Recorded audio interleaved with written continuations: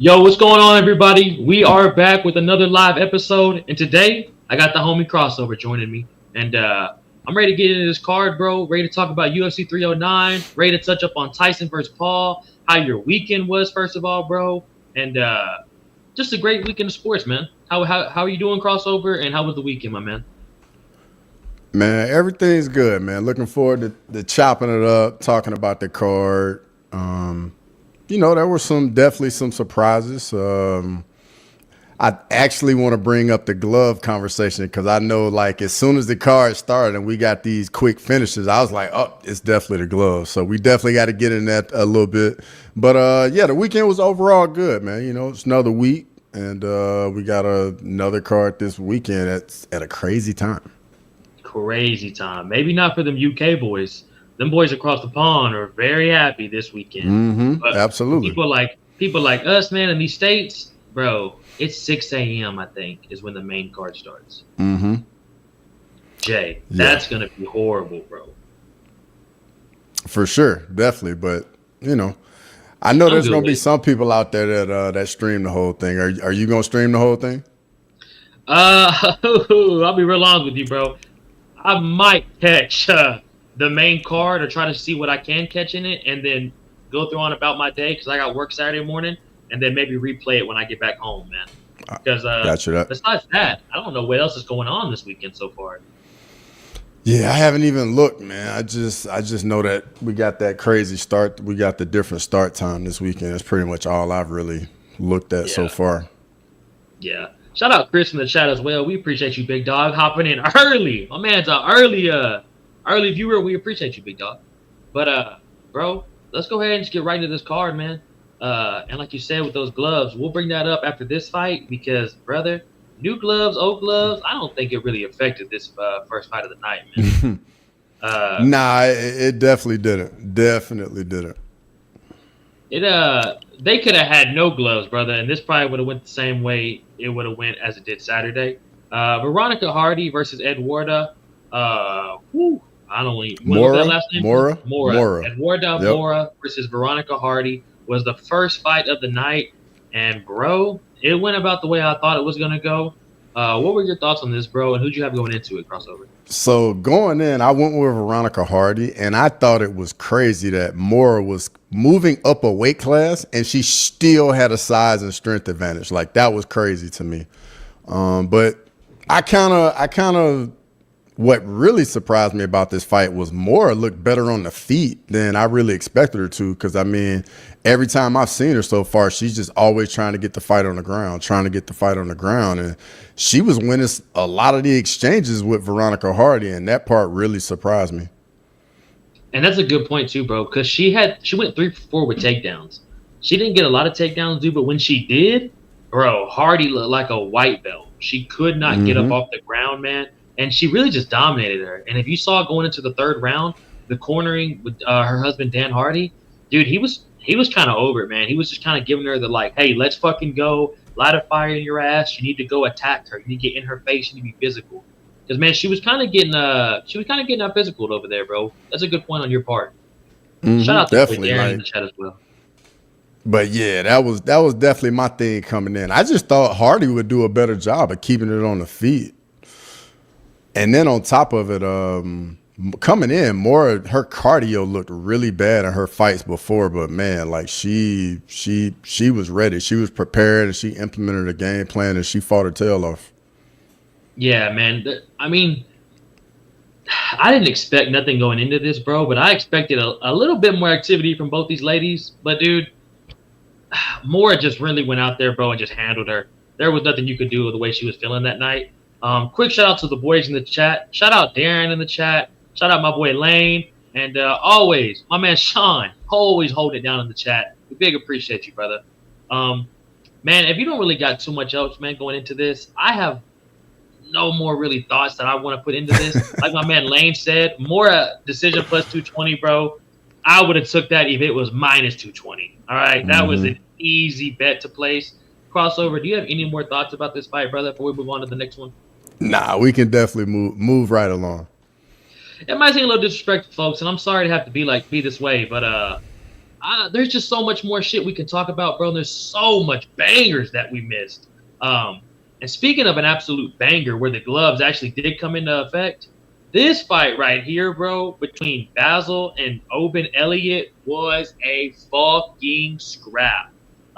These boys went after it, man. As you see right there, these boys got the performance of the night. So shout out Basil, shout out Oban Elliott making an extra 50 bands on the night, baby. And also, shout out the flex there by my man Oban Elliott. What was your thought about this, Jay, and who'd you have going into it, bro? So for me, bro, like the KO was phenomenal. Like Oban Elliott came out was looking really good. Hafez just wasn't really pulling the trigger enough for me. Like he was literally just standing right in front of Oban Elliott. But man, like that KO just came out of nowhere, and I mean it definitely got things going for sure. Bro, that's a great point, Jay. That knockout came out of fucking nowhere. They really weren't having a war the whole entire time. It was really technical and them kind of feeling each other out, knowing the other one possesses so much fucking power. But bro, uh, just that knockout from Oban was fucking nasty, dude.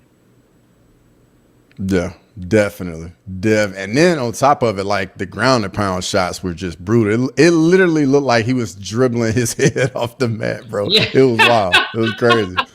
For real. Do you remember who the referee was for that fight? I don't. I'm gonna have to go back and check that one out. But whoever it was chose violence Bro, on Saturday. that motherfucker was there to see dead bodies, brother. Shout out to man Sean in the chat. Shout out Erica as well. We appreciate you always in here with us. Um, moving on, like my man Lane says, we can't move on from this fight too much, bro, because I want to touch up on what you said earlier about those old gloves and new gloves, dude. I think we really saw the old gloves coming back into effect with this fight, man. What were your thoughts about them changing gloves, bro, right before this card? So I was all for it. I actually saw this video on Twitter where this guy like went through all the cards since the previous new gloves, now the old gloves, had been in effect. KOs were down in every division, I think, except women's flyweight. Decisions were up in every division. So and then on top of it, like even before the gloves like got started, guys were saying it was going to be more cuts. And true enough, that's what we've been seeing. Like we were seeing just a lot of cuts and fights. But I'm glad the old gloves are back because seeing the KOs are what we want to see.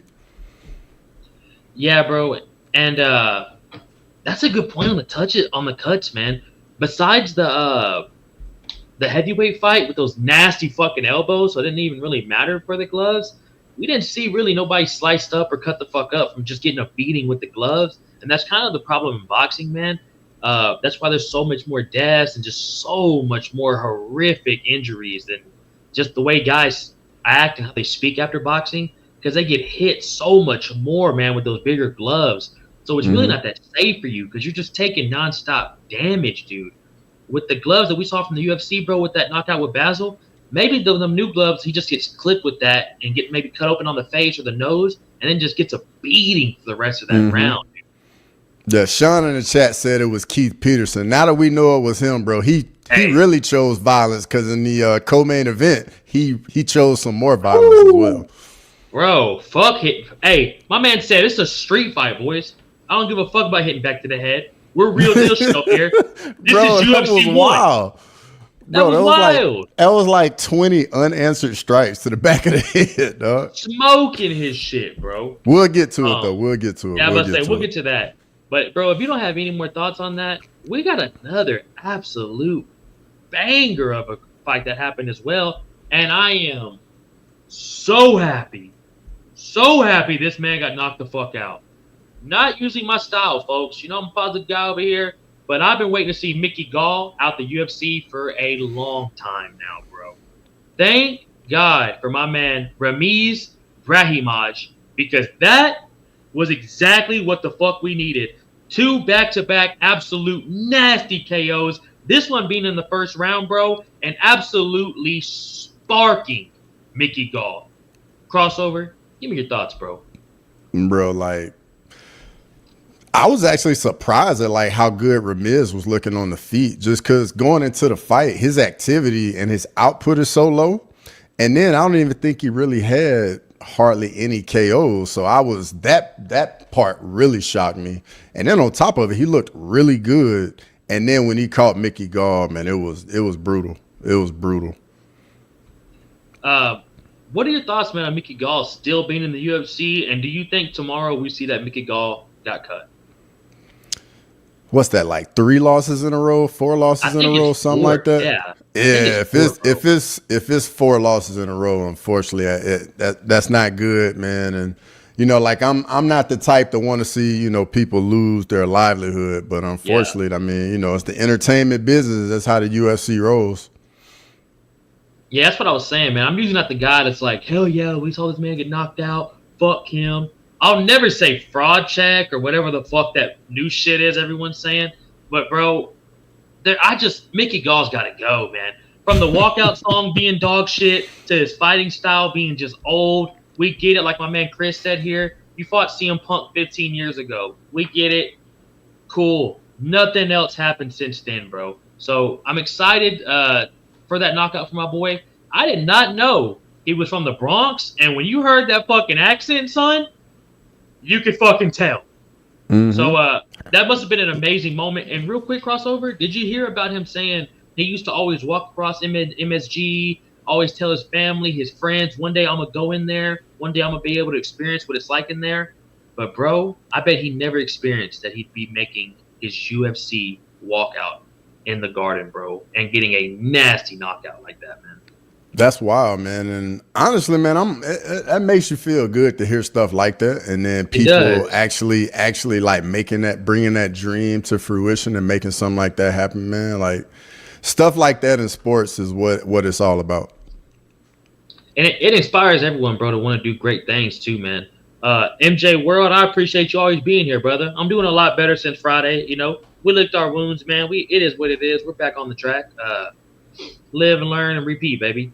But do you have any other thoughts on that fight, brother, between Mickey Gall and Ramiz?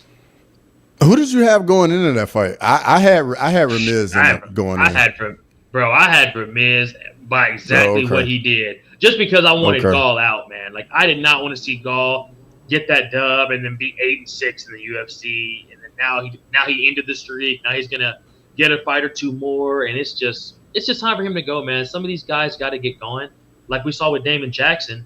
I really wish he didn't retire, bro. That's a guy I'm always excited to see fight. We'll get into that a little bit more when we touch up on it, but it just kind of has me thinking, man, about some of the fighters we probably lost Saturday night that we won't see fight again. Even Stipe. So it was a night of retirement, bro. It was a little bit sad. I'm not gonna lie to you, Yeah. Well, moving right along to the heavyweight fights. bro. Bro, the gloves, anything you needed did not matter here because Marcin Tybura is a motherfucker with those elbows, bro. Denise Hmm. had a lot of hype going into this, man, especially when he was supposed to fight Derek Lewis and do it in Edmonton. Um, so I was pretty sad that he didn't get that opportunity there. But also, bro, what was your thoughts about his fight Saturday night and just those motherfucking elbows from Tybura?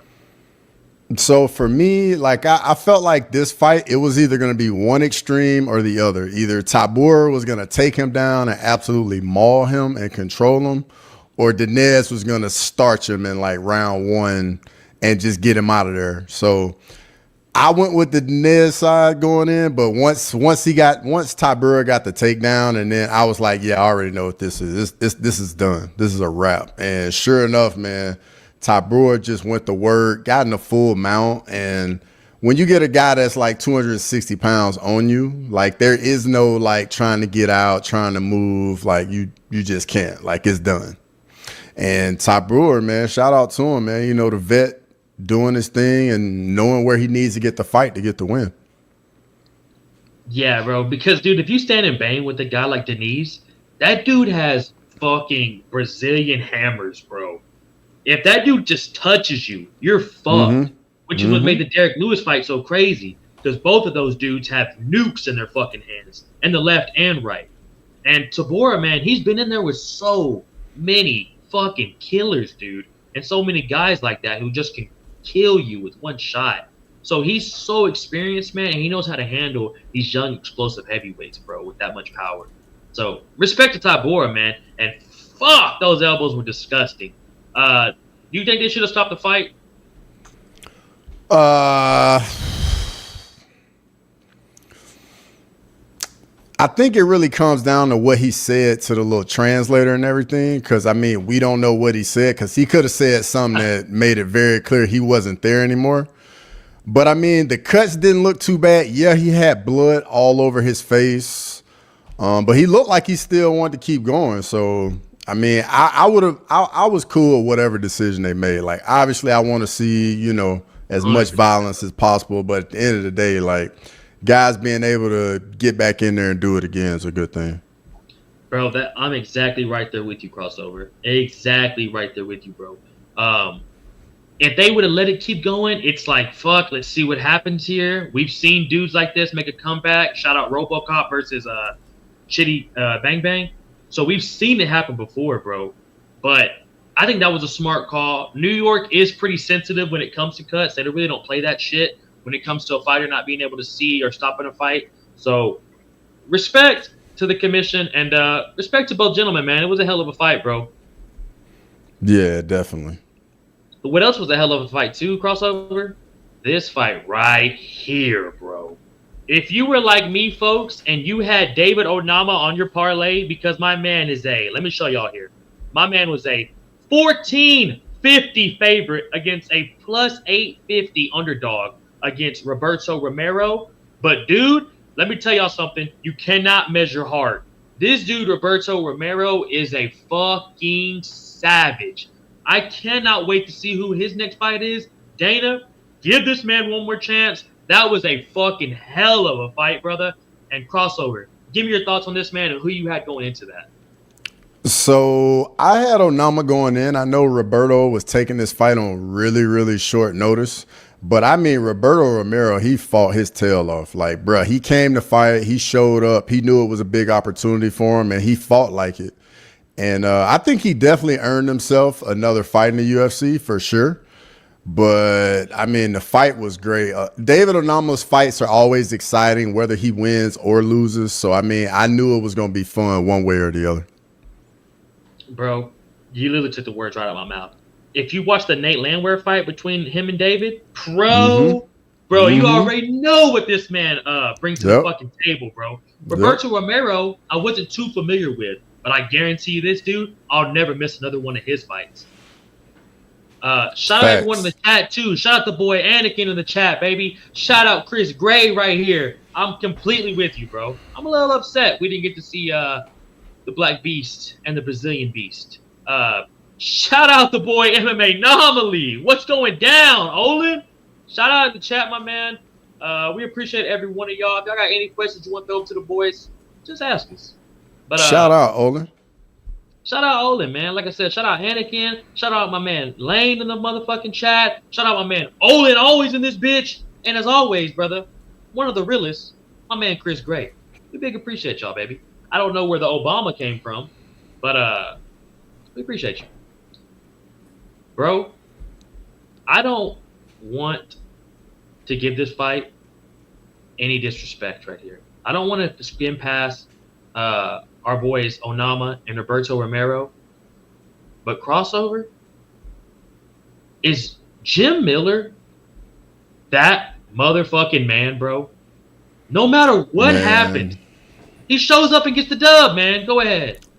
Dude, Jim Miller, I think he's found the fountain of youth somewhere. He just figured out what he needs to do to just keep on going. Next thing we know, man, Jim Miller's going to be fighting at UFC 400. I swear to he said that too. Like, what if maybe I can make it to 400? Hey, we're at 30 fucking 9, homeboy. Maybe just fight one or two times a year and let's stretch it out, Jim. Let's Dude, stretch it out, bro. 50 years old in there. Yeah. uh, Before we go in too much into Miller and Damon Jackson, bro, I think this is a great matchup by Anakin here. What do you think about Julian Erosa versus David Onama? That sounds like a Apex Dynamite card right there. But to be fair though, that fight would need a crowd because it would be wild. But I think Oh, if that matchup were to happen, that they would make that happen in the Apex. Unfortunately, did you think actually, Onama versus The Apex is out of order for a while now, right? Like it's going I undergoing think like some so? renovation. Yeah, that's right. That's You're right. right, So, bro. I think you're right. hmm Where is yeah, the card this weekend with Figgy versus Peter? it's in Macau, China. Oh shit! That's why it starts at 6 a.m. for us. Um, Hmm we also didn't touch upon this, bro. Which I'm glad Jamal just put in the chat right here.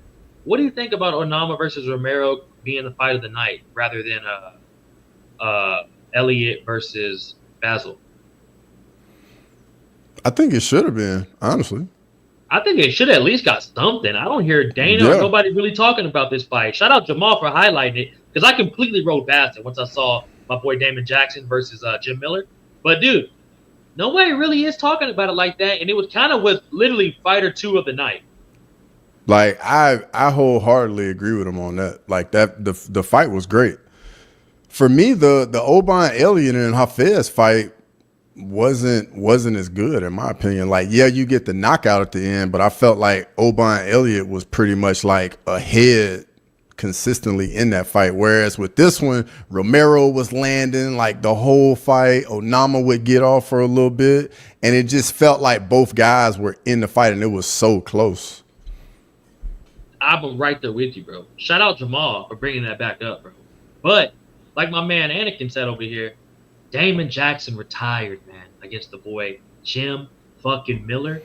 Before we get on Jim real quick, crossover, give me your thoughts on Damon Jackson retiring, man. This was his first fight at lightweight. I was pretty excited to see what he had going forward.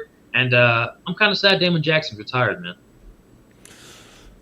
I mean, you never know what's going on with somebody, but you know when Yeah. you're in those positions, man. As you know, being a fighter, bro, like you go. I would imagine you go through so many different emotions and everything in life. On top of it, it can be a lot, and you know, he just felt like he didn't want to do it anymore. Yeah, man. And dude, he's been in so many fucking wars, bro. Hmm Dude, people forget about him fighting Ilya Taporia in Yep. Ilya's second fight in the UFC, dude. I mean, he's fought everybody, bro. And Damon Jackson puts on motherfucking fights, man. People kind of con on him a lot because he does get knocked out, bro. And when he gets knocked hmm out, he gets knocked out bad, crossover. Yeah, But it's brutal. It's brutal. it's brutal, bro. It's Yeah. like somebody getting shot. It's Yeah. fucking crazy. But he always shows up, bro, and he puts out. But like my man Two Smelly Fingers over here said, Jim Miller is him, bro. Give me your thoughts on Jim Miller crossover. I don't know where to start. I mean, this dude 40 years old and still getting finishes in the UFC. And I mean, even when he loses fights, he's very much in them. Like he doesn't seem as though his speed, like he's at any type of speed disadvantage for anybody in there. And he's clearly still got power and then still dangerous with the submissions. I mean, if he stays healthy, he can keep doing this. Bro. And that's why Anakin makes a good point right here, bro. And you. If he stays healthy, bro, and they keep giving Jim winnable fights, dude, he said give me 50 and then he's out, which I think that was his 46th fight. So that would mean 4 more fights for Jim Miller. And off top, does anyone know how old this man is? He's got to be in his 40s, bro. Yeah, he's like 40. I think he's like 41, I think. Let me That's see. Let me look it crazy up real quick. crossover. That's bro, 41 fighting at lightweight too. Makes the weight, never misses weight, bro.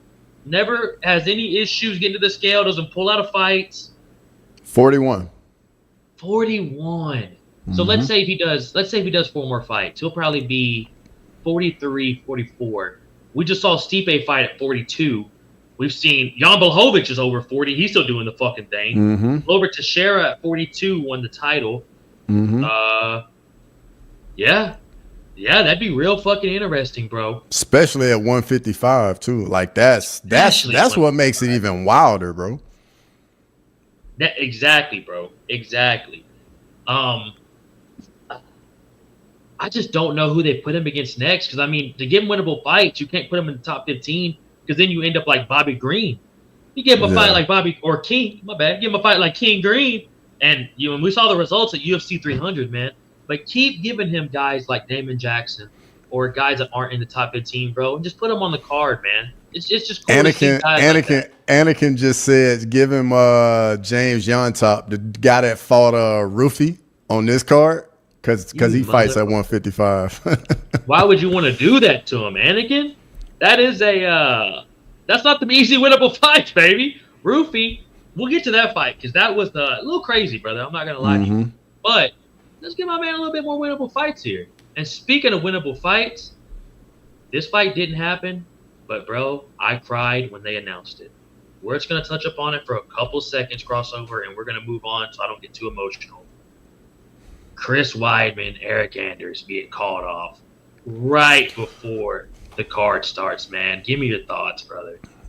I mean, you hate to see it, especially as the card is starting. You know what I mean? Like you're ready for it, but and then on top of it, I thought it was going to be a good fight because I feel as though they're pretty evenly matched. Like I felt like that was going to be a very competitive fight. But hopefully they can get Weidman another fight or maybe Anders, whatever's going on. Like he'll be back quick and they can redo it at maybe like 310 or something like that. Hey, that's a good. Where is 310? If it's in the Vegas, I think. states, I about to say if it's in the T-Mobile, states, that's T-Mobile. easy. Oh, hmm bro, 100% do that. Let it be the main card of the prelims. And shout out my boy, Ninja 76 here. Jim versus Tony. Come on, dog. Come on, dog. That's a winnable fight for both vets. And I think it's so cool, man, seeing these older guys still go at it, bro. I really do enjoy it. Anakin, Weidman versus Ander needs to be rebooked 100%. I think Crossover made a great point right there. Put it on another card, man. Put it on UFC 310. Keep this fight together because it is a very exciting fight. What was not a very exciting fight and was a little bit of a letdown, my boy Jonathan Martinez versus Marcus McGee. Crossover, go ahead and take the lead on this, brother. Who'd you have going into this? And just give me your thoughts on the fight, man. So going in, I went with Jonathan Martinez by decision. I really like both guys. Like I really like Marcus McGee. I like Jonathan Martinez, and I knew it was going to be a tough fight for both of them. I went into it feeling like McGee had a little bit more power in his hands. Martinez was just a little bit more of a point fighter, but if you don't do anything about the leg kicks, like he can definitely give you some problems. But the leg kicks were there for Martinez. He just got to him too late in the fight. I mean, once he started like going to him a little bit, which was like the third round, that's when McGee really was starting to, he had to switch his stances. But McGee fought his tail off. He fought very well, very smart, very on balance. His combinations look good. Keeps a nice tight high guard, like feints really well. Like I really like Marcus McGee's style for sure. The only thing about Marcus McGee for me is just he got started so late. I mean, guy's already 34, and that's the only thing I hate because I feel as though he's got the skills and the ability where he can do some things in the division. Bro, you're really on point today. You got your John Anakin fucking brain on right now. My man Crossover is spitting heat. We got a surprise guest about to hop in on us, boys. That's what I was doing over here while my man Crossover was taking the reins, baby. What do you think about the fact that Jonathan Martinez was landing those heavy kicks on Marcus? And like you said during the interview, they were a motherfucker to deal with. What do you think about him not being able to put that together, bro, and just get close on Marcus, man? Or do you think it's Marcus being that good? I think it's a combination of the two because I mean McGee fought southpaw for majority of the fight, and then once that leg start going, once that leg start giving him some issues, then he just went orthodox, and he could just keep that leg away, and he's not one of those guys that doesn't already fight in both stances. So when he did it, he still could like throw out a little bit of offense with at the same time while being able to be defensive with his legs. So, like I said, if Martinez got to those leg kicks earlier in the fight, I think it definitely could have went differently. But hey, all respect to Marcus McGee. All respect to Marcus McGee. And shout out my boy Anakin right here as well. Martinez, his fight IQ just wasn't what it usually was, man. I wonder. Let me ask you this real quick, bro. Do you think his confidence has kind of went down since the Jose Aldo fight? 100%, dude. 100%. I mean, the man, he said it. He got in there with his idol, and he literally just took pictures of him. And then if you look at the first 2 rounds of the Marcus McGee fight, he did the exact same thing. Like, he literally was just standing in front of Marcus McGee and just literally taking pictures of him, not engaging, not trying to lead the dance at any point, not trying to put on any type of pressure, literally just getting outpointed and just not and putting out very, very low output. Very low output, bro. But you know who a fighter would not let him put out low output? Anakin. You are fucking Sean Shelby, by the way. McGee versus Rob Font. That's a fucking scrap crossover. Give me your thoughts on that, bro, because you can't fuck around with Rob Font the way you did with Martinez. I like Marcus McGee there. Like, I think the boxing between those two, it will be a lot of fun for the fans. Ooh. But then McGee does have some kicks here and there that he can mix in. But I definitely like that matchup. I like that matchup a lot. Like Ninja said, great shout out there, Anakin. What do you think about maybe Ricky Simone fight either one of these guys next? I think he's saying. I think he's saying Ricky Simone for Jonathan Martinez or Oliveira. I don't know. I can't make out which one. I like that. I like that a lot. Martinez. I like Oliveira Martinez. I like that too. That's not bad at all either, bro. Because it's just striker on striker. I mean, Ricky Simone, man, he just want to lay on guys and hold them down. Ricky, hey, but you know what though? You beat Ricky Simone. That's the Neil Magny of 135. You know what I'm saying? That is the gatekeeper, bro. Who just like I said with Magny versus Pratas. I wasn't hating on Magny, bro, but goddamn, man, I'm just tired of seeing these guys fighting just to stay in the UFC and not fighting to put on amazing performances like Michael fucking Chandler. Yeah. But, brother, are you ready to get to this motherfucking main card? Let's do it, dude. I'm a little disappointed in the main card, but not at the same time. And let me tell you why. It starts off with this man right here out of the Fighting Nerds. I just had so much hype going into this man, Mauricio Rufy, bro. I saw his last fight, and this motherfucker just puts on shows. I've been watching his sparring footage. Kyle Bahaila's been hyping my man up. It's just hard, man, to not root for the Fighting Nerd and his performance. But we do also have a guy who is very familiar with the Fighting Nerds as well, who just joined the show, folks. I want y'all to give a huge shout out to the boy MMA Anomaly. Olin just slid in the chat, folks. Let's go. What's going on, brother? First we slide in the DMs, then we slide in your hearts, folks. Thanks for having me, Sterling. Glad to be back, brother. Dude, I saw you. Yo, what's going on? Good to see you.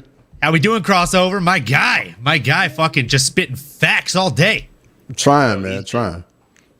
Bro, he's been spitting heat. I saw your comment about that villain thing, and it was like trying to kick in the door to get in the stream. And I was like, oh, shit. I was like, oh, let me shit. Yeah.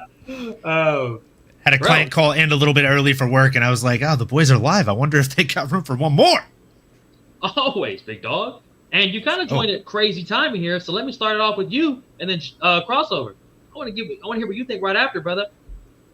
What do you think about the Fighting Nerd, Mauricio Rufy, versus the one and only James Young Top? James? You mean James Young Top? Thank you, bro. Thank you.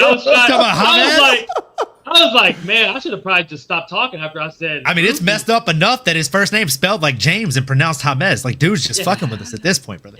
And then his last name spelled like that, pronounced like that. What are you doing? Come on, dog. But when it comes to these Fighting Nerds, look, I made this joke the other day to my boy, and I'll make it again on this show.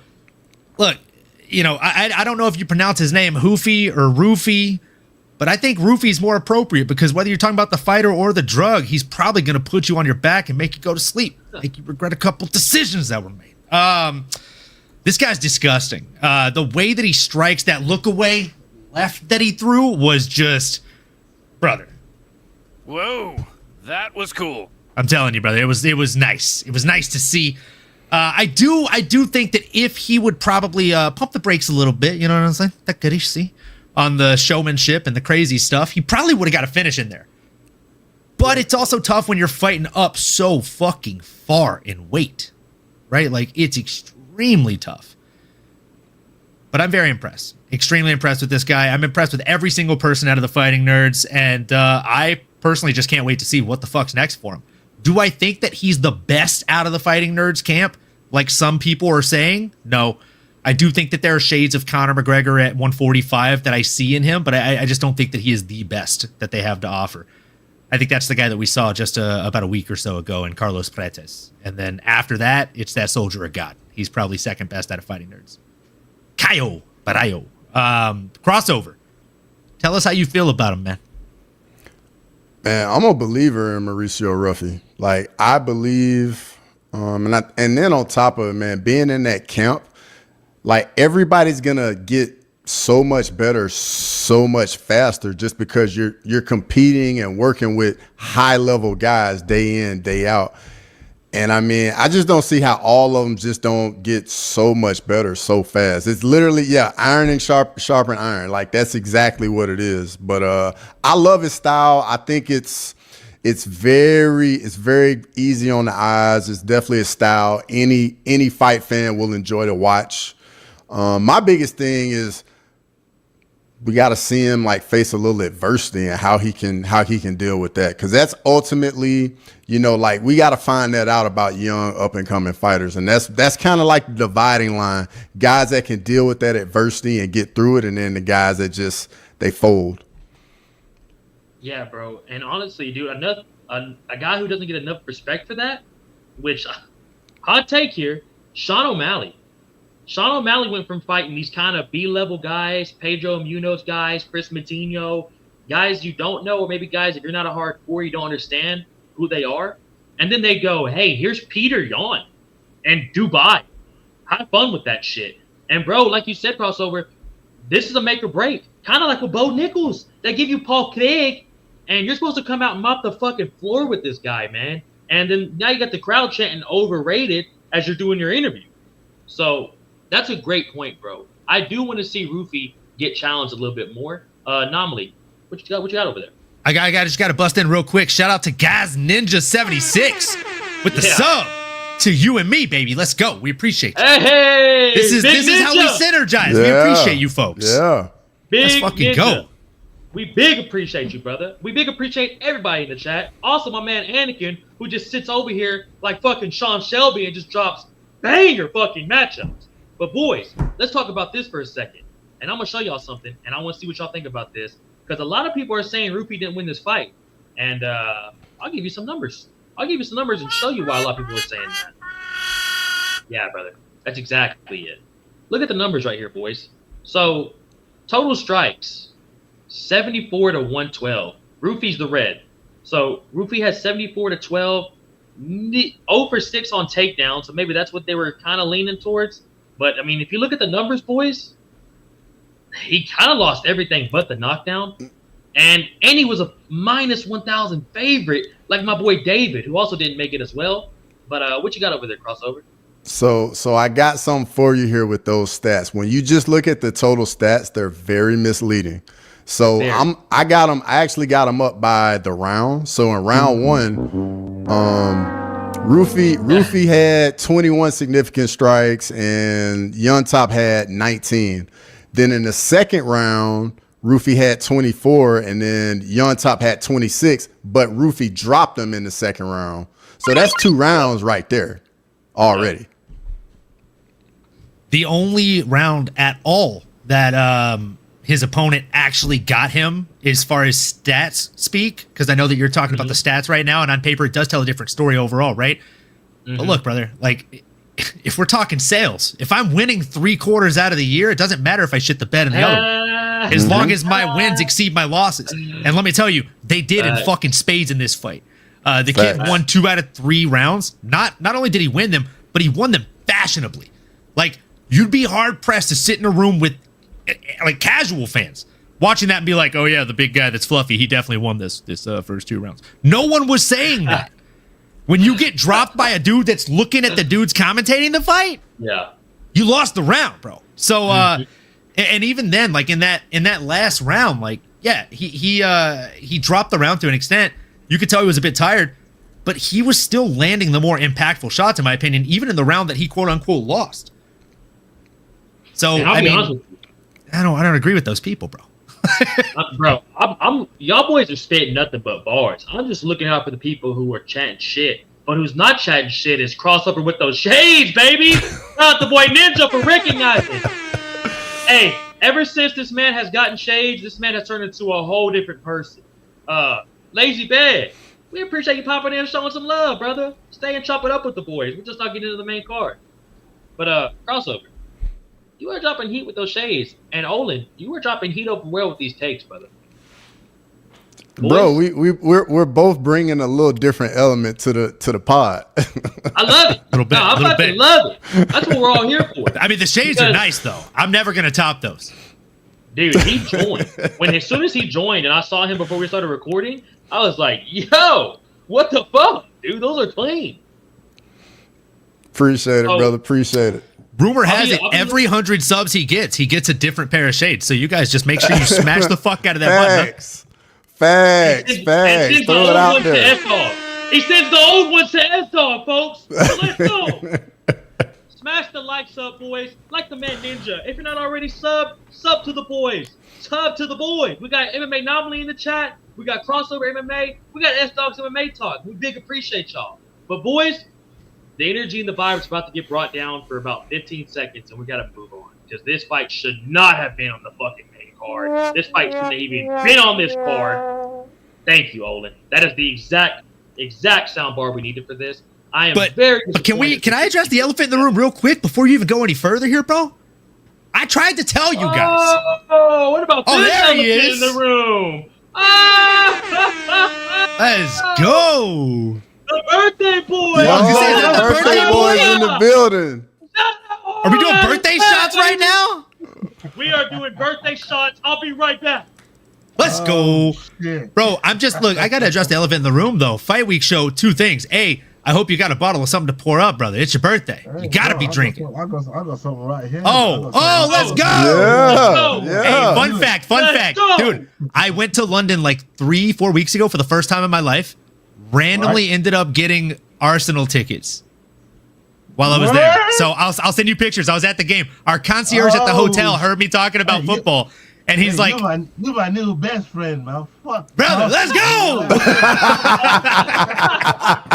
I'm gonna send you a picture after this, bro. It's the game they won, by the way.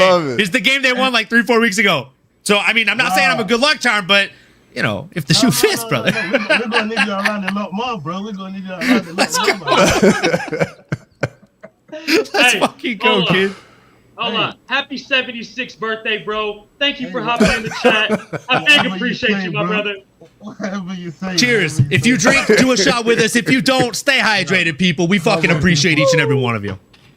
Woo. Also, my man Sean Moody says happy birthday, brother, in the chat. No, big up yourself, man. Thank you very much for the love, people. You guys been on it all day, man. You know what I mean? The weekend was great, but today, I've been spoiled today. You know what I mean? I just came in. I thought I'd jam in with you guys for a few minutes. Then I gotta hit the strip again, man. You know what I mean? There's still let's go. There's still the rest of the night waiting on me. You know what I mean? So I just let's go. I'll pull up real quick. You know what I mean? Give you guys 5-10 minutes, and then I might hit the strip again, guys. You know what I mean? What a nice week. What a nice week. Let's fucking go. Wait, hey, well, you know what then? Brother, just for you, we were about to discuss this boring ass female fight that was on the main card. But just for you, brother, since you're here, brother, that fight didn't happen. It doesn't exist. It never happened. Yeah, miss me with that fight, bro. Miss me with bro, that. come on, though. Come on. You got to give me my props. I think I was the only dude in the room that said Viviani was going to win that shit. Yeah, you're right. And I hate you. Everybody was on Silva. Right. I tried to tell you guys. Yo, crap. Fraud check, bro. Jordan Pete Arujo for Dog of the Week as well. That's what hurt me the most. You know what I mean? That one that kicked my ass. You know what I mean? But miss me with that fight. let's go to the next part. Bo Nickel. Let's go to Bo Nickel. Hey, come on, baby. Hey, come on, baby. You might as well steer the ship, Ola. You might as well come in and steer the ship, baby. Because we Let's got go. Come on, Bo let's King. get to Bo Nickel, man. Bo Hey, King. Bo You talking about? You must be talking about baby. Bo Penny after Saturday, brother. Hey, bro, Bo Nickel versus Paul Craig. They pulled up in the octagon, and all of a sudden, Paul Craig looks brand new to me, bro. I don't know about you guys, but Paul Craig, he didn't even try to take him down, and he stood there striking range with him. He looks brand new to me. He looks like he went scared. He didn't respect the power Bo Nickel had to offer. Great performance from Paul Craig. He didn't get him the win. I don't know how you guys felt about Bo Nickel picking up the win. Cross, what do you think? So for me, like I actually talked about this a little in my pre-fight video, saying that, you know, you got two really good grapplers. The likelihood is it's going to play out on the feet. And that's exactly what happened. Paul Craig didn't really do much with his hands, but the body kicks looked really good. And I mean, he pretty much was just spamming the body kicks like the entire fight. Bo Nickel landed a few shots here and there, but for me, what it looked like is neither guy really wanted to take much risk, and neither guy really wanted to like go in there and really just do any kind of damage. Like both guys were kind of just trying to touch the other. But for me, Bo Nickel, I mean, I think that hype train is definitely slowing down, guys. I don't know about y'all, but it's definitely slowing down. What else is slowing down too is about to be me, because I apparently need to go get a black shirt, boys. I didn't know that's how we were rocking today. I didn't know. You didn't get a memo? I got gray. Are you not on the email, bro? We sent it out this morning, dog. I know. That's on me, No, bro. bro, you didn't get a memo? Well, you didn't see it, bro. Our guy, her birthday boy, sent it out. He said we're all wearing black today for the death of my youth. Hey, Stanley. I said to Stanley, you know what I mean, in the chat, hey, bro, we do got barbecues over here. We've been barbecuing all day. We do got cows that eat grass. You know what I mean? We do got oxygen. We got it all. we got everything over here. They got cows that eat grass. They got oxygen. Man, they living over there. LIVIN, baby. We living good. Y'all almost living that USA life, baby. We're close to it. We're close to it, man. But oh my God. Ola, give me your thoughts on Paul Craig and Bo Nickel. I mean, I know crossover is going to be right more often than not, but sometimes I hate it when he is. This is one of those times where I was definitely upset that he was correct. I wanted it to be a fun, slick grappling match. We talked about this, right? Like, I thought it was going to be a lot of fun transitions, a lot of fun little slick exchanges. And I ultimately thought that Paul Craig was going to go out there and get dominated for like 13 and a half, 14 and a half minutes and then pull off a triangle choke from the bottom. Turns out he never even saw what the fuck the bottom felt like underneath Bo Penny. But, I mean, Bo did his thing, right? He went out there. He had a sloppy striking match with another grappler, which is, as Crossover said, typically what happens. The thing I want to point out, though, folks, okay, and this is why I love striking and I love strikers. No offense, wrestlers, but hey, when there's two elite level strikers, you don't see a shitty grappling match, right? Like, I understand. You got a point. You got a point. I'm here to call a spade. That's why I call my show No Filter, brother. Like, you got a point. They don't go out there and try and spam fucking double legs. But what Crossover said is... Go ahead, brother. Sorry, Olin. Please continue. No, you're good. You're good. I was gonna say that even goes to the point of Paul Craig looking all brand new to me, because I don't generally see him in no striking match. Let alone, you know, you rarely. Paul Craig would take punches to the head just to get one of your limbs. Exactly. Paul's a fucking punching bag. You take Paul's literally like, just to grab one of your limbs. If I was friends with Paul Craig, I wouldn't have even bought this Wave Master. I'd just invite him over for fucking dinner and drinks, dog. Bro, I was surprised. I was like, what Paul Craig am I watching over here? This guy, he looked good. He looked good. You're not wrong. Like something that you said, he looked brand new. Something that Crossover said, the body kicks. Yeah, dude. Both of those things. The body kicks were brand new. Like fucking, come on. You're both spitting facts, kids. I mean, I wasn't expecting that, but I will tell you, when I watched Embedded, And I think was it you crossover that made fun of him for saying I'm a lion? Like, Yep. okay. Yep. I had it queued up for this, bro. Like, turns out he was. Turns out he fucking was. Like, he came out there and then body kicks. I saw it on Embedded because I hadn't saw the episode before we had that talk. And when you were making fun of him, I'm like, I gotta find this clip, dude. I gotta hear him say it. And I heard him say it, and I will say, I audibly laughed out loud at that shit. It was funny as fuck, especially after having that conversation. But after hearing the sounds his body kicks were making on pads, I was like, oh boy. Dude. If those hit a Bo Nickel, they might turn him into a Bo Penny real quick. And they did. He didn't want to shoot for takedowns. And I will tell you, like, I don't think they even counted it as a takedown attempt, but I think it was round 2, if memory serves me correct. I drank a decent amount of whiskey that night. But I will tell you, I think it was round 2. You know, he shot a takedown. It was very, very faint, very quick. But he also, you know, ate a knee sandwich for his fucking troubles when he did it. So when that happens, you're not really in a rush to do it again. Craig makes money on his back like Tito's ex-wife. Love that. Love that. I mean, that gets a record scratch and some fucking air horns, kid. Wrong about that.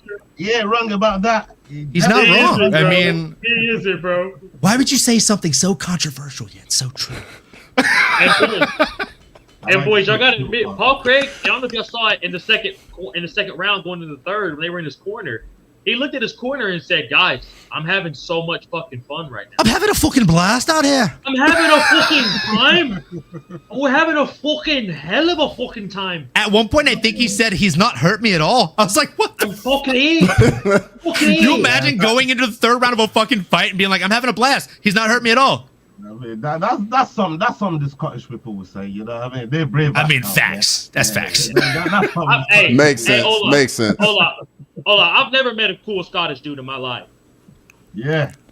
I've never met a good Scottish dude ever. Hey, especially that motherfucker. But before we move on, boys, to the co-main event, because I know the birthday boy might dip on us at any minute and head back to the script, and we might not see him again. I'm just looking for the notice, you know. I mean, like, yo, we're about to get the hell out of here. But I'm still here with you. I'm still here with you boys. Oh, like, you look a little fly today, too. My man really showed up chilling. My man got the black hat on. My man got the Jesus piece. My man rocking the black. Hey. We got the Vegas jumper, all of that shit. You ready to go. You ready to go today. Yeah, well, we are here. We're living the Vegas life today in the UK, but we live in the Vegas life. Before we move on, boys, get into this co-main event because I'm fucking excited for it. What was y'all thoughts of the crowd chanting "overrated" the whole time Bo was doing his interview? Real quick, before you guys answer, I have to ask you both: did you hear Bo trying to flip the script at the post-fight presser about this? No, I didn't. He had one of the best, worst jokes I've ever heard in my entire life. You know, they booed like a lot of times during that fight, right? Mm-hmm. He said, they asked him, what were your thoughts on the crowd's response to your fight? This motherfucker made such a bad joke. He's all, I mean, I was really mind blown. I was really amazed. I've never heard somebody say someone's name so long. They were like, oh. Felt really nice. I like that. That's a good way to turn it around, boys. That's a good way to turn it around, man. I like that. And listen, you gotta give Paul Craig some credit there. He made him look bad. He made him look bad. He made him look ordinary. And I'm thinking to myself, rah, maybe Bo Nickel really ain't that guy. Just like Pfeiffer really ain't that guy. You know what I'm trying to say? Yeah, I went there. Hold on. I love that you said that because there are people that want to see Bo Nickel fight the same dude that made Pfeiffer look mortal. Like, that ain't smart. How about put Bo and Pfeiffer there? Let's see who's better. Like it. How about that? I fucking love it. Let's bro, go. That would literally look like when you pick the same character in Street Fighter and they just change the shorts colors, bro. Bro, they got different color gloves on, man. That hey, that would be amazing, bro. That would be amazing. They're already doing Shopcott versus Ian. Let's get these fucking up and comers against each other, baby. But boys, I know my man might disappear at any minute now, and I gotta hear your thoughts on this, brother. Between motherfucking Michael Chandler and Charlie Olives. Ola, what were your thoughts on this fight of the night? All the air. Yo, I had Dude Bronx coming into this, bro. I was so happy to see Dude Bronx. I was so look, that guy for me is the most disrespected fighter in the fucking UFC, bro. I'm not even fucking joking, man. No. I'm telling facts. The UFC has a champion. His name is Charles Oliveira. God damn it. Woo! You know what I mean? I'm telling you right now. This brother here is one of the most disrespectful fighters in the UFC, and he's done it all. He's seen it all. He's got all the accolades, and I was so happy seeing him out there, just walking out, being in his element, as he always is, always calm. And it took the fight the way I expected it to go, right? Yeah, it took some. Hey, towards the last part of the fight, Chandler brought some heat, right? Chandler brought some heat, but that's to be expected because at some point I did say to the boys while I was doing a watch along with Jax, yourself, and Leroy, and I said, look, at some point I'm expecting Charles Oliveira here to pull guard. You know what I mean? Let's see if Chandler's willing to come into that wall. But it didn't happen like that. Chandler brought some heat, but Oliveira survived it. But for me, Oliveira did what he always done. And yeah, he was always going to see this fight out. And the inactivity of Chandler didn't help. Maybe if he'd been active enough, that hit that he brought right at the end for Oliveira, maybe we might have seen a lot of that maybe earlier in the fight to make him at least get a chance to see a W in this fight. But the inactivity didn't help for Chandler. But Oliveira, I mean, yeah, man, that guy for me is he's top notch, elite, right up there. Hey, bro, we might as well fucking put you on the fucking promo card when Charles fights again. I'm over here pumping to see Charles versus Islam, baby. Bro, fucking love, bro. If you don't like to, bro, there's a reason, bro, that Charles got the biggest reception at the press conference and during the walkout. If you don't like Charles Oliveira, bro, get the fuck out of here. You don't know what the fuck's up with MMA, and you definitely don't know what the fuck's up with fighting. Crossover. Give me your thoughts on this, bro. I'm right there with him, man. I had Charlie Oliveira going into it as well, bro. Like, for me, man, I think Chandler, like the time off and then the age caught up to him. Because, I mean, everybody's talking about how good a shape he was in, but he had lost a little bit of size, lost a little bit of mass, and I think that affected his power. And a guy like that that's so explosive and so powerful, like if he starts to lose a little bit of that, I think he's pretty much in trouble. And, bro, what are the chances Charles Oliveira was going to out-wrestle Michael Chandler, bro? Like, the takedowns were crazy, bro. Like, that's been my thing with Oliveira. Like, how's he going to go from stand-up to the grappling? Because I always felt like his wrestling wasn't quite there. That was like the weak point in his game. And, bro, watching that fight, Charles Oliveira is a different kind of problem now with that kind of wrestling, bro, for real. Well said, Crossman. Because like I said, I thought I was gonna pull guard. So that transition he was looking for there, that was my pulling guard moment. He never came. He went into the wrestling and he level changed nicely. All the entries were nice. Yeah, man. Full bravo to Charles Oliveira on that one, bro. Well said, Cross. Olin? 100% well said for both of you guys. I'm riding the same fucking train. We're all on the Charlie train here today, folks. He looked really good. I've notably not been the biggest fan of Charles Oliveira in the past. I do think he is a disrespected fighter in the UFC. I will tell you what stood out most to me in this fight were how good his hips looked. Right? Like, again, it goes back to the wrestling, how quick his hips were, how quick he was not willing to pull guard, like you said, Ola. Like, he instead sucked those fucking hips back, shot that sprawl so goddamn fast. Like, he was like, no, sir, let me show you what I worked on, kid. And I think when that happened, watching that fight felt a lot like watching Khabib versus fucking Conor McGregor. Because the whole time you see Conor McGregor, He's working on his jiu-jitsu. He's working on his grappling. He's going to be able to put up a little bit of a threat. And I told my boys all like this whole time, he's working on steps like 1 through 3. But what happens when the guy keeps chain wrestling? What happens when he keeps coming forward? How do you do defensively if you do land on your back? And I think at this point in his career, Charles Oliveira is someone that we can truly say is a complete fighter. And the issue before was what happens when he's pushed backwards. He does really well when he's moving forward. That forward momentum carries him through a fight. Right? It's like a tide lifting a fucking ship. But what happens if the tide pushes back? Right? How does he weather that storm? We've seen the quit in him before, but I mean that quit's gone. I don't think it's there anymore. And it was a sure sign that it's a new version of Charlie Olives, man. I don't think that he should get pole vaulted into that fight against Islam again because I don't know that it'd go any different. Islam is the kryptonite to that Superman, in my opinion. As unfortunate as it may be, just like Khabib and Islam are the kryptonite to Dustin Poirier. He's my favorite fighter of all time, but I just know stylistically it's not a good fight for him. Just like it's not a good fight for Charlie Olives. I look forward to seeing what's next for him, as long as it is not someone from Team Khabib. Shout out to that man right there, knowing what the fuck's up. Hold on, are we best friends? You know, Islam broke this pinky a long time ago, right? Oh, what? Oh, yeah, really? I met all the boys. Yeah. Hey, Back when he didn't speak a fucking word of English, this guy. Boxes, bro. You keep ticking all the boxes, right? Brother.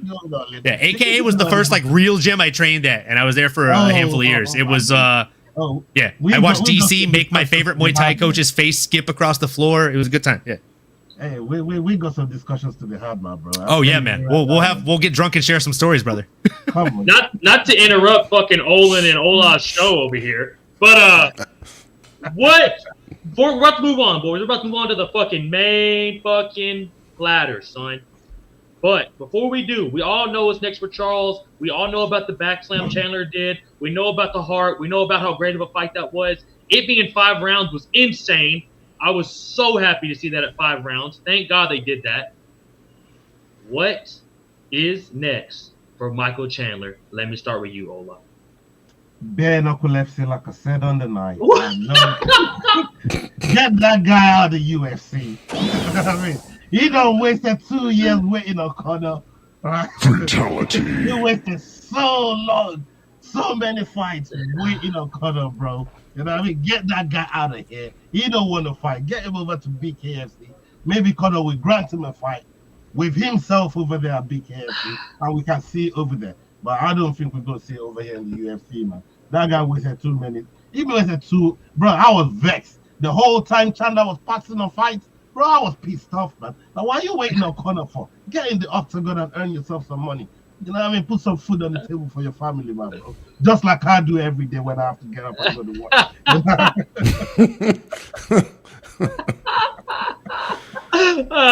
So bare knuckle is where Ola thinks Chandler's going next. Crossover. What do you see next for Mikey Chandler? Oof, man. I think for Chandler, man, it's just gonna be fun fights. Like, I think him trying to get to the title, I think that's done. Maybe you can do, man. I almost said Dan Hooker, but I forgot he fought Dan Hooker. Yeah, he fought Dan Hooker, but Dan Hooker is Dan Hooker's either fighting for a title or trying to fight Conor. Yeah. I think for Chandler, man, I'm thinking of a fun stylistic matchup. Something that would be fun. Either him, BSD, him, Jalen Turner. Ooh, BSD. I got a name, but he's not in the UFC. Oh shit. And he's already chirping at him too. Ooh. Who you got? Eddie Alvarez in BKFC. I'm down for it. I'm down for it. Give me the rematch. It's his best fight in MMA. I mean, if you want to see a good Michael Chandler fight, possibly one of the only good ones in his favor, go look at that fight, kid. Bellator, baby. That's the Bellator days. Bro, Back in the day, brother. I've been saying this all weekend, bro. All weekend. You have. Eddie Alvarez, BKFC. Hey, you said it on the companion like 3 or 4 times. That Eddie Alvarez talking shit to him too. Like, he's talking all this shit, and it makes sense. Get him over there. Like, if he doesn't do that, you got to just let up the man retire. Like, look, I'm here to tell you. I'm going to bring up a name you may not have heard about in the UFC in a very, very long time, okay? But Sage Northcutt, you remember that guy? Oh, yeah. He had twice as winning of a record as Michael Chandler does. Michael Chandler is 2-4. That man got cut at 6-2. Fuck yourself. Are you kidding bro, me? Get him out of here, man. Get him out of here, bro. Boys, if y'all watch the press fight conference, Dana was asked about that. Like, what's next for Chandler? What is your plans with him? And Dana White said, we will never let go of Michael Chandler. He can have as many fights in the UFC as he's won. Because he's like Conor McGregor. You can kill the kid and he'll be on a fucking stretcher like, Conor McGregor, get your house together. I'll see you in the fucking knockdown. That's pretty good. That's pretty good. That's pretty good. Low key, that's pretty good. You got Michael Chandler soundbar. Hey, right here, boys. Right here. It's already happened, though, so never mind. I just thought about that. I actually have a different pick for Tony Ferguson. I wasn't on early enough, but I think Jim Miller versus Tony Ferguson is a fun fight between two legends. Even though I think Tony Ferguson got no choice. He got no chance. You know what I mean? I'll always hit on Tony Ferguson, man. You know what I mean? Out here. Facts, bro. We got no mercy for Tony Ferguson. And whoever is coming with, man. Maybe we can see Tony versus Cowboy if Cowboy's really coming back. Hey, I was gonna say this. Hey, if that happens, I still pick Cowboy. That's how it's going down. You know what I mean? Just to let you know my level of pettiness, man. You know what I mean? I bet Cowboy just because it's your birthday, bro. I got you. There you go. We're riding the train, bro. We're riding the fucking train. Yeah, boys.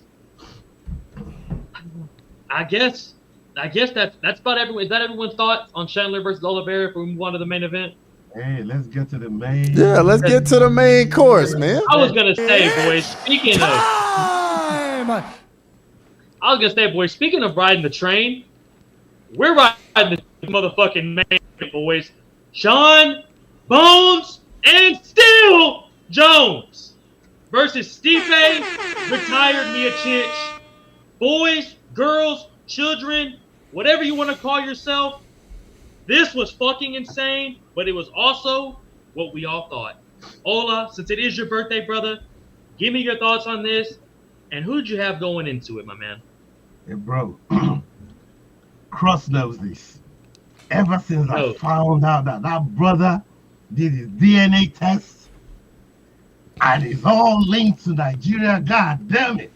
Bro, we've been on that train. Hey, I switched on you so fast when we was talking about how we talked about this post. Hey, bro, I ain't care about none of that. I was there with him dancing to the Trump, to doing the Trump dance. Like, yeah, I was doing all that. But hey, listen, no, John Bones Jones is really that guy, right? I said it. It might be listen, he's one of the goats. He's the dirty guy, but we're calling him the dirty goat now. Yeah, he's a dirty guy, but that don't make him less of a goat, bro. You can't take his performances in the octagon away from him, bro. You know how much goat you gotta be to make DC break down how good you are? Like, do you know how? Like, you don't whoop DC's ass twice, and now this man gotta break down how good you really are. Do you know how go-ahead you gotta be, bro? Like, bro, yeah. And he gave a go-ahead performance as well. To stop Stipe in that fashion was absolutely fantastic, bro. You know what I mean? That backspinning kick, you know. Oh, Shevchenko would have been proud. Shevchenko would have been proud, but she missed. Grasso got the rear naked choke. But that was a fantastic backspinning kick right there. At heavyweight, bro. At heavyweight, there's motherfuckers don't leave both their feet at heavyweight, bro, and go spinning shit like that. Mm-hmm. Hey, and I don't know if you saw this, Ola. I'm glad you said that. Stipe has 2 broken ribs, severed spleen, and something else into it, like his sternum the body work investment that Jones put in during the fight was crazy. He just invested in the body, bro. Yep. I mean, it was fabulous to see. Some beautiful to see, man. We love it. And, bro, and John said that in the post-fight press conference. He said, looking into Stipe in every single fight he has, he can take every bit of damage. He never shows that you hurt him, which is scary as fuck. He keeps walking you down. His head is fucking massive. So no matter how hard you hit it, it's just in your face constantly. And bro, He knew going into this, the only way you can beat Stipe is breaking down that body. And John said he was going to do it with his boxing. He leaned to the left. He said when he leaned over to throw a body shot, Stipe hit him with the right that barely touched his chin. And John said he felt it in his legs. So that shows you how fucking hard Stipe fucking cracks. Because John said after that, he didn't throw another body shot with punches, but started mixing it in with the spinning kicks and the leg kicks. And bro, it was fucking devastating. Crossover. Give me your thoughts, big dog. I mean, for me, the fight went exactly how I thought it was gonna go. Like, oh really, bro? Like it's crazy. Like the only thing I missed was the way he was gonna finish. But like I put a short out, and after a fight, like so many people came back and was like, bro, like this was so spot on. But I knew pretty much like the second teep to the body that Jones landed, that it was done. Cause you could see it on Stipe's face. Like he got hit by two of those teeps and he was like, ooh, I don't like that at all. And bro, it's the variety. Like you never know what's coming with John. It's going to be jab, overhand, teep, inside leg kick, outside leg kick, body kick, head kick. Like you just never know what's coming. And bro, heavyweights don't have to deal with this. Guys at lower weight classes got to deal with it, but heavyweights, they're only going to see a few things. And then you got to think about it. John's not an actual heavyweight fighting at heavyweight. He's a light heavyweight fighting at heavyweight. So he's got the length of the heavyweights, but he's way faster than all these guys, way faster than all of them. And then bro, even, all right, you know what? I'm gonna get to it. So, bro, Tom, I will give you this. Tom Aspinall definitely is a fast heavyweight, but I have a hard time believing that John Jones has not seen speed like Tom Aspinall. He fought all these guys that used to. By the way, something else will go in the UK. Just saying. Well, I'm just saying, like John Jones fought all these dudes that was at middleweight. I don't think the speed of Aspinall is what's going to give John problems. The issue that Aspinall is going to give John is his size, and the strength. That's what's going to give John an issue, because he's never fought somebody that was just way stronger than him, just as athletic, just as long, and just more mass. So I think that part of it is the question we got to find out. But I will say this, and I will say this: John is not afraid of Tom Aspinall, boys. Oh yes, yes, that's my guy, Cross. That's what I'm talking about, baby. Hey, crossover. I'm gonna clip that shit. That's gonna be what gets people to the episode. That was beautiful. That's a beautiful breakdown. John isn't scared of none of these motherfuckers. And to be honest with you, Tom might be annoying John so much that he won't get the fight. But I saw a video of him leaving a meeting with Dana and Hunter Campbell at 4 a.m. in New York. And this man looked very happy. He looked that fight's going very happy. That fight's going down. But before we talk about what's next, Olin, give me your thoughts, brother. Well, shout out to Lane in the chat here, fellow John Jones hater. You love to see it. You just love to see it. All I have to say to that guy is, I understand. Same. Big John Jones hater. Yeah. Big John Jones hater. We can start the John Jones hating fan club. You and me. I digress. Okay. Look, you were right, crossover. You said some things to kind of glaze John Jones a little bit, which people love to talk pleasant about him. But look, he has fought a ton of middleweights, so the speed isn't something that's scary, right? He's actually made he made a carear off of beating up middleweights that come up to light heavyweight. Nah, stop it, boys. So here's the thing. Don't forget about there's motherfuckers that he fought that were yeah, absolutely. You're right. Rampage Jackson, 5 years too fucking late. Yeah, keep going. No, I get it. Hey, Thiago Santos is a motherfucker. Yeah, Thiago Santos almost beat him. Gustafsson? True. And Dominic Reyes did beat him. But we're not here to talk about that. We're here to talk about this fight. I digress. Look, in this fight, he beat. Look, I love Chael Sonnen, undefeated, undisputed, baby. The Westland gangster. Lost. Let's fucking go. Never lost a round. He beat John. Look, dude, it could be 1-on-1, it could be 2-on-1, it could be 5-on-1. But if they fight Chael, they're gonna need 9-1-1, kid. That's a fact. His dad barely made six figures. Bro, there was a year where they didn't make $100,000 or $100,000. Like that's tough. That's tough. Dude's a real gangster. You're struggling out there. That's basically Chicago. So look, man, we're talking about John Jones here. John Jones is the GOAT, right? I didn't have a sound effect queued up, but he got it done out there. He's the dirty Bad. I got you. He's the dirty goat. He's a Billy goat, right? He's a dirty son of a bitch. He cheats. He's nasty. But I digress. He went out there and he beat the shit out of an old 42-year-old on Saturday night, right? Stipe is very old when it comes to fighting years. In normal human years, he's his physical prime. He's living it up, bro. Go be a fireman. Love it up, bro. But when it comes to fighting, you might as well be on dial-up, kid. Compared to fucking like the real 1,000 gigabits per second shit. Seriously, when we're talking about the brains, John Jones is able to comprehend and dialect things and just dissect them so fucking quick that, as Crossover so eloquently said, if somebody, God forbid, throws a kick into the mix instead of just pure boxing, he can see it. Stipe can't. Especially if you've been confusing him with the hands the entire fight, and that's exactly what we saw take place. John Jones is not only the better fighter, he is the faster fighter, he is the younger fighter. And look, I want to see Tom Aspinall go in there and beat the shit out of him. I really do. I'm the dude playing the sound clip of Tom Aspinall. All right? But with that being said, if and when Tom goes out there and beats the shit out of John Jones, we're going to be here again the next day, maybe 2 days later. And you know what we're going to be saying? Well, Tom went out there and he beat an old man. Good on him. Because the age gap is larger between Tom and John than it was between John and fucking Stipe. That's the simple fact of the matter, folks. If we're talking about numbers, either way, it's always going to be an old man versus a young kid. So just take it as the fact that not John beating an old man, he beat Stipe Miocic. He beat one of the GOATs of heavyweight. And that does deserve a feather in the cap. And if we want to say that guy was so fucking old, then Jim should have gotten murdered too. He's 41. But instead, we were saying, he's the fucking guy. Jim's him, right?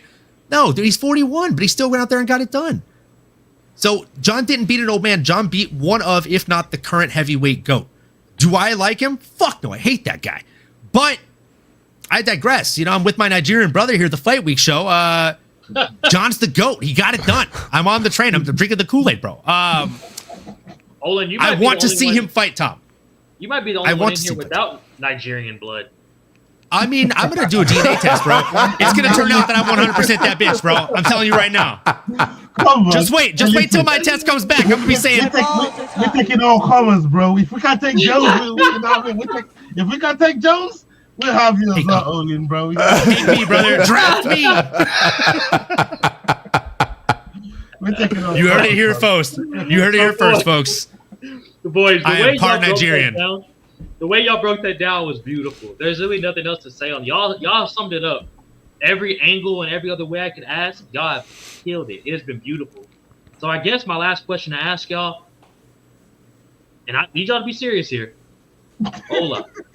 Hola. Does John Jones fight Alex Pereira next, or does John Jones fight Tom Aspinall and then retire? You know, the way you say I can't take you seriously when you say that shit, bro. Like.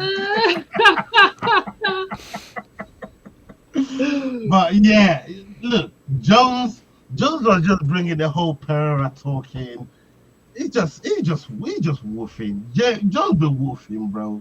You know what I mean? And everybody drinking the Kool-Aid. Everybody thinking Jones going mad. He's ducking. He's this, he's that.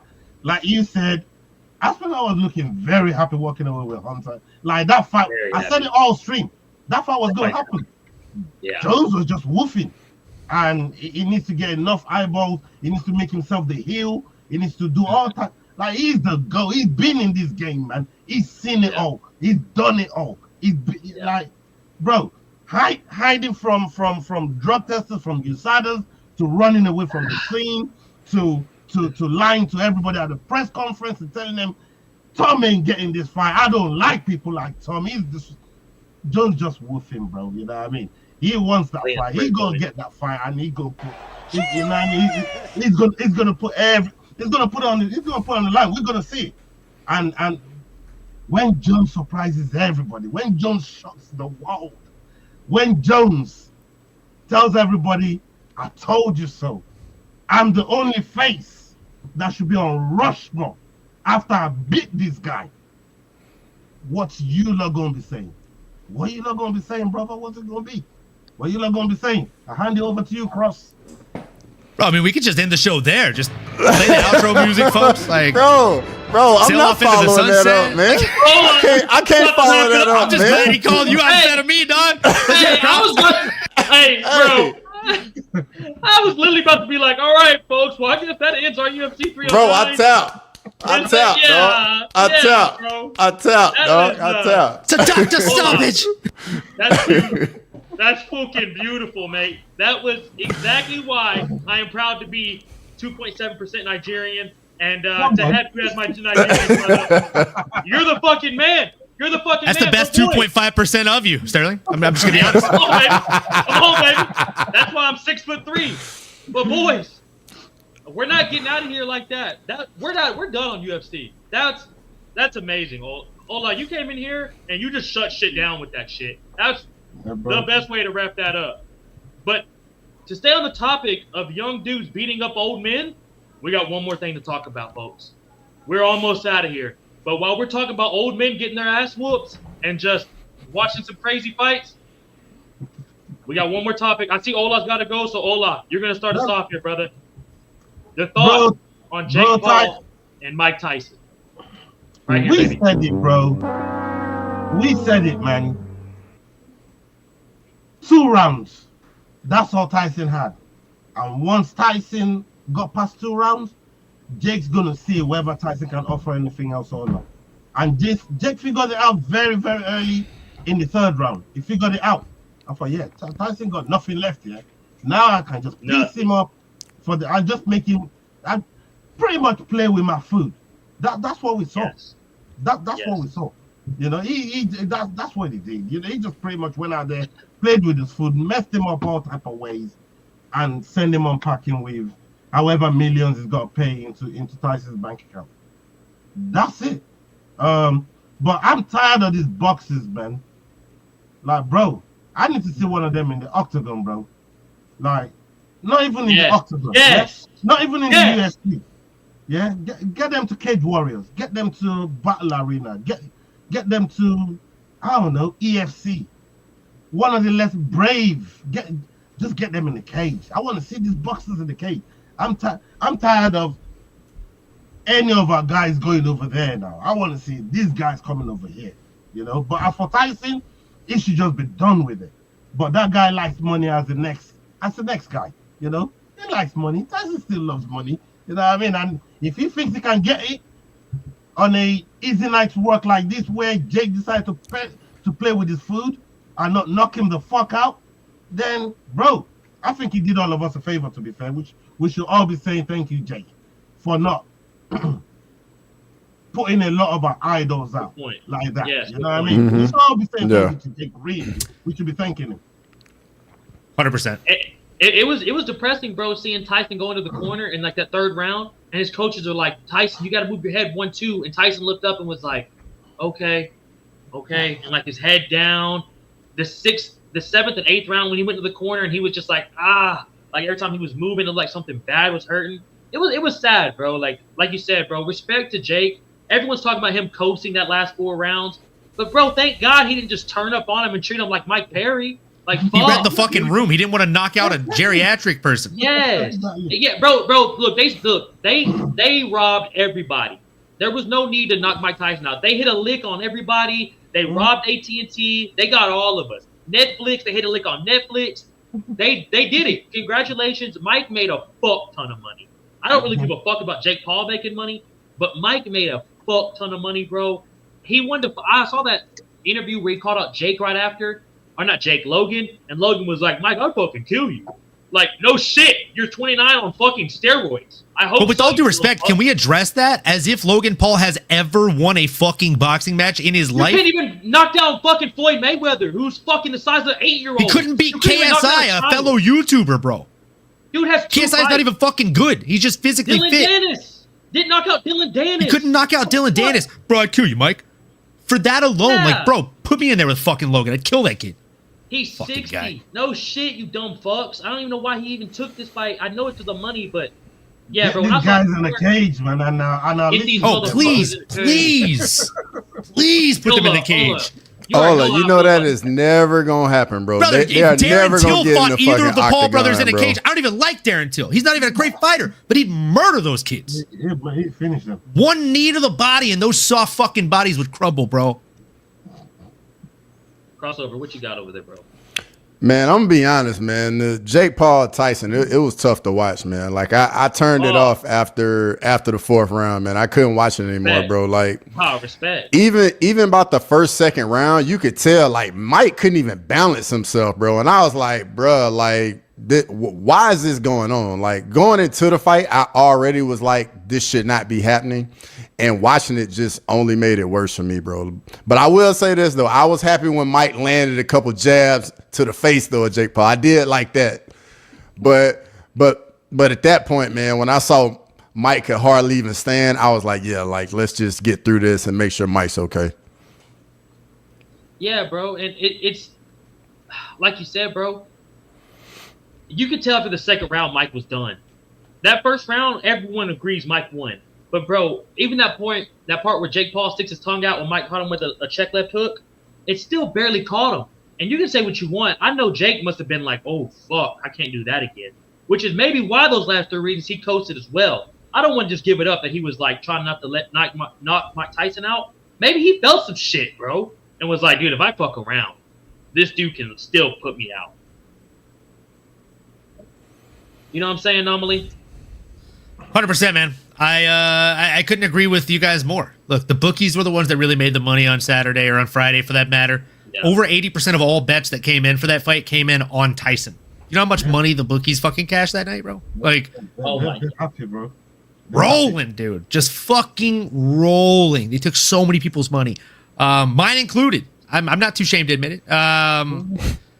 Just like with the Stipe fight, did I bet a couple of bucks on Stipe? Yeah. Did I bet more than 4 times that money on John Jones by finish and cash more than I lost? Yeah, that's what we do. Yeah. That's what we do.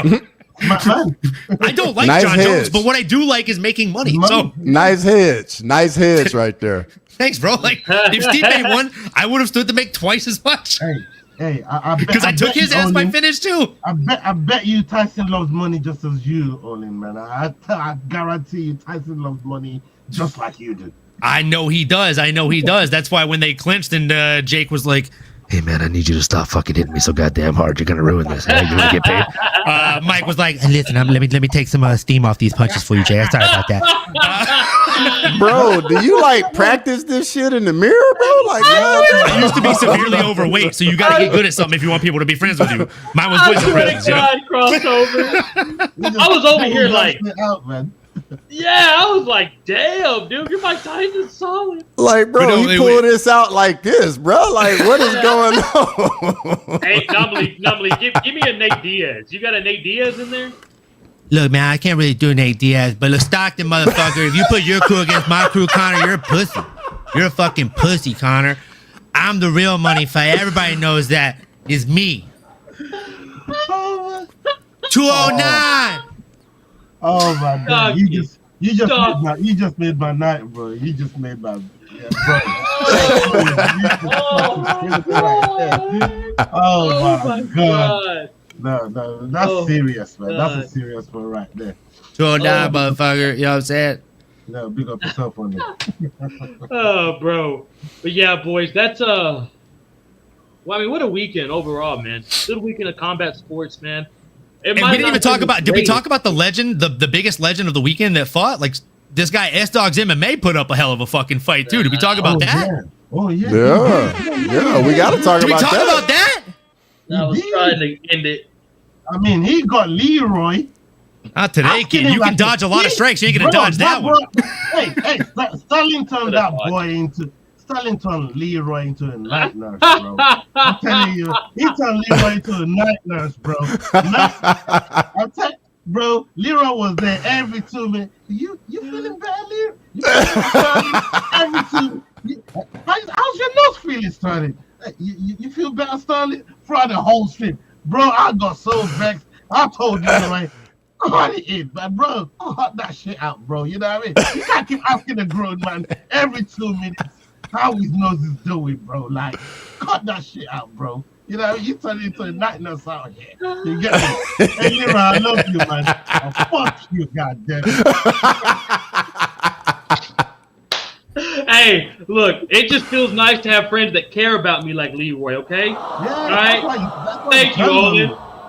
Thank you, Olin. It's nice to have friends that check up on you, make sure you're okay, all right? How about, so, hey, I know it's your birthday and all, Ola, but 1776, July 4th, Americans came to the UK.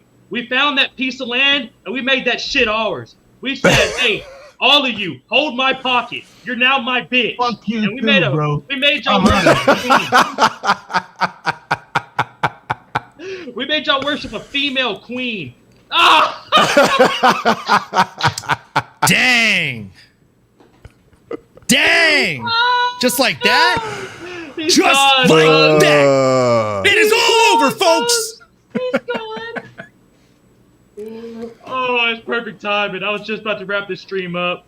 So you're a wrestler now, huh? That's funny as fuck. Oh, boys. Oh, we're throwing Beyond spinach. grateful. We're throwing spinach shit now. Beyond grateful, boys, that y'all were able to join me today. Shout out Ola for joining us that last 40 minutes. Big appreciate the passion and energy. Y'all brought it up, man, because me and Crossover was going to wrap this thing up in about 45 minutes. No chance today, kid. But, hey, For real. beyond grateful, bro. Beyond grateful you came to stop by. Always glad to have the boys in. Happy birthday, Ola. Never forget, though, July 4th, 1776, we made y'all our bitch.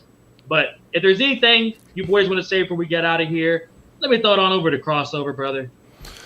Yo, thanks for having me on. Everybody in the chat, we appreciate you being in here as always. Subscribe to everybody's channel, man. We do this all the time. And as y'all see, we have a great time. Today's stream was phenomenal. And look forward to doing it again, boys. Olin? Likewise, man. I appreciate you having me on as always. Always a pleasure to get to chat with not just two people that know what the fuck they're talking about, but two close friends. Love you guys. And if you're not already subscribed to Crossover MMA and S Dogs MMA Talk, please make sure you like, comment, subscribe, smash that bell for notifications. And if you don't completely hate me, make sure you drop a sub on my channel too. It is at MMA Anomaly on all platforms. And as I've said before, and I will say again, we really fucking appreciate each and every one of you folks being here. I did pour up another one for Ola, but that guy left because it's his birthday. So I'm just going to do what the shot glass says. Take a shot and shut the fuck up. Cheers, folks. We appreciate you. Y'all heard it here, folks. Say something nice that'll change your friend's life. We big appreciate y'all. Until then, be blessed, everybody.